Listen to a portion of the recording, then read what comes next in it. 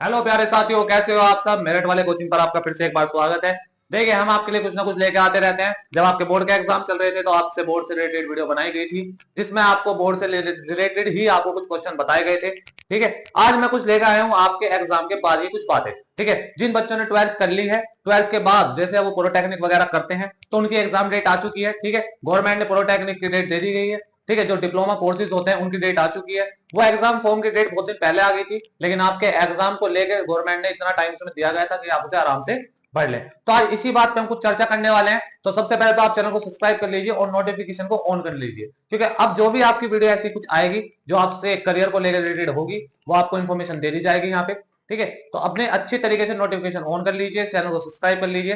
ठीक है, तो ज्यादा टाइम वेस्ट ना करते हुए स्टार्ट करते हैं आज की वीडियो में। तो मैं आज की वीडियो में बात करने वाला हूँ यूपी जेई यूपी पॉलिटेक्निक जी कप 2025। ठीक है, तो बेटा जी कप के जो एग्जाम है, जैसे आपने देखा होगा, आप एंट्रेंस एग्जाम लग चुके हैं हर चीज पे। ठीक है, तो ये भी एक तरीके का एंट्रेंस एग्जाम ही है। जो आप कोर्सेज करते हो, जितने भी डिप्लोमा कोर्सेज होते हैं, ये सब में अब जरूरी कर दिया गया है, मेन कर दिया गया है पिछले कुछ साल से। ठीक है, तो यहाँ पे इसको आपको क्लियर करना पड़ता है। ठीक है, इसकी एज लिमिट, इसमें क्या फीस होगी, कौन से वर्ग को क्या फीस देनी पड़ेगी, क्या इसमें कोर्सेज है, मैं आपको सारी चीज डिटेल से बताऊंगा। ठीक है, तो मेरे साथ आप जुड़े रहिए।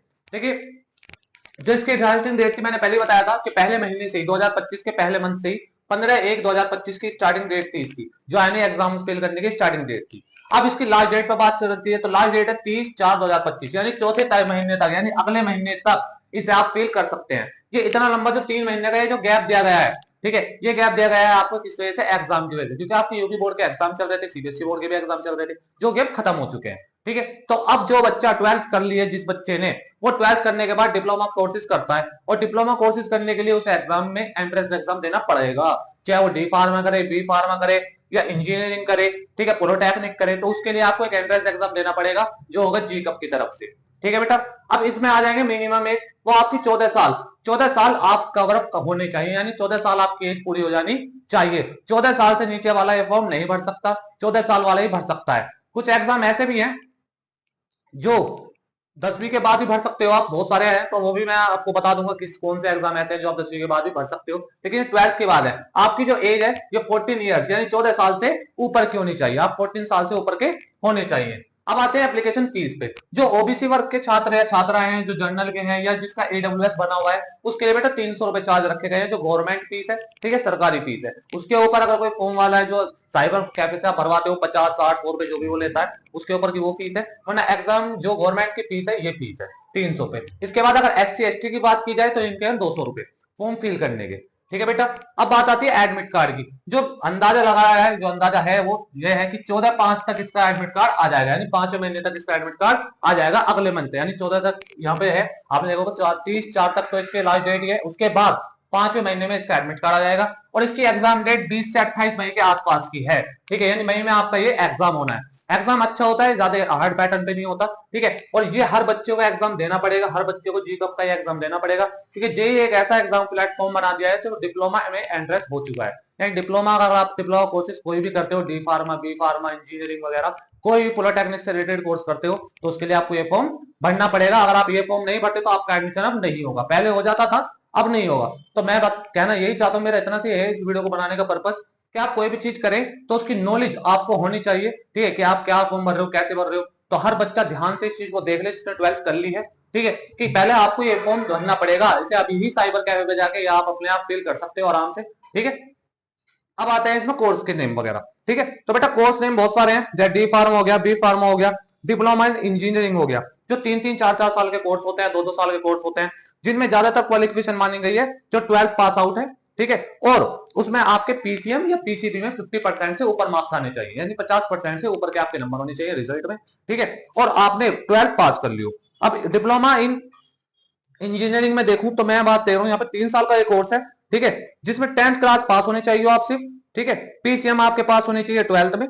ठीक है, 35% आपके हों किसमें, फिजिक्स केमिस्ट्री बायो वगैरह में, इनमें आपके नंबर अच्छे हों, यानी साइंस में आपके नंबर अच्छे हों। बहुत सारे कोर्सेज हैं। ठीक है, जिसमें आपको आता है diploma in engineering, diploma in agriculture, ठीक है, डिप्लोमा इन फार्मेसी। ठीक है, डिप्लोमा इन फार्मेसी के जितने भी कोर्स हैं, बी फार्मा, डी फार्मा, उन सबको करने के लिए आपको पहले इसका एंट्रेंस एग्जाम क्लियर करना पड़ेगा, तब जाकर उसमें आपका एडमिशन होगा बेटा।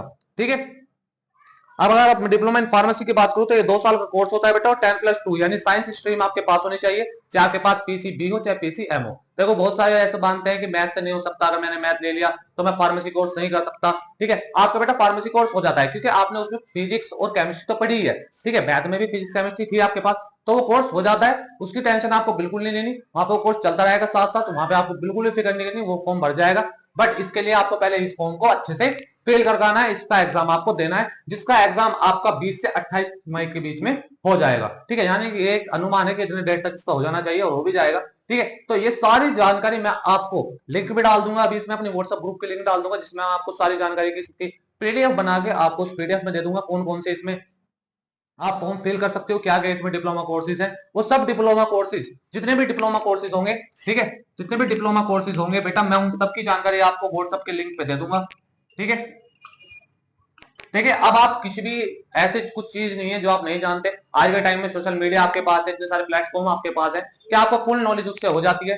ठीक है, तो आप अच्छे से पहले जानकारी ले लें कि आप कोई भी एंट्रेंस एग्जाम अगर पॉलिटेक्निक में देना चाहते हैं, कोई भी पॉलिटेक्निक का कोर्स करना चाहते हैं, ठीक है, diploma in engineering, diploma in agriculture, diploma in pharmacy वगैरह कोई भी कोर्स अगर आप करना चाहते हैं तो आपको पहले एग्जाम देना पड़ेगा। एंट्रेंस एग्जाम है जिसकी स्टार्टिंग डेट 1 तारीख से थी और लास्ट डेट 30 तारीख है, याद रखना लास्ट डेट इसकी 30 है, तो अभी आप भर सकते हो, अगले मंथ तक भी भर सकते हो। ठीक है, तो अभी आपके पास बहुत टाइम है। ठीक है, एग्जाम फीस भी मैंने बता दी है, इसकी सारी डिटेल मैं अपने व्हाट्सएप लिंक पे आपको भेज दूंगा, टेलीग्राम लिंक भी मैं उसमें डाल दूंगा, टेलीग्राम लिंक पे भी आप जाके देख सकते हैं। चैनल को सब्सक्राइब कर लीजिए, और जो भी मैं लिंक आपको दूंगा प्लीज वहां पे आप जुड़ जाइए, उस ग्रुप में जुड़ जाइए, जिससे आने वाली मेरी सारी इंफॉर्मेशन आपको मिलने वाली है। ठीक है, अच्छे से वीडियो को देखना है, अच्छे से समझना है। ठीक, कोई भी आपकी दिक्कत है, प्रॉब्लम है, कुछ भी चीज आपको समझ में नहीं आ रही है तो आप मुझे कमेंट कीजिए। ठीक है, अच्छे से कमेंट करके आप मुझे बताइए, जिससे कि मैं उन चीजों को अच्छे से समझ जाऊं। ठीक है, आपको जो भी प्रॉब्लम होगी मैं उसके बारे में बात करूंगा, डिस्क्रिप्शन में भी आपकी लिंक डाल दी जाएगी। ठीक है, व्हाट्सएप की भी, ठीक है, और टेलीग्राम की भी, तो आप अच्छे से चीजें। और हाँ, इंस्टाग्राम चैनल भी मैंने बनाया हुआ है,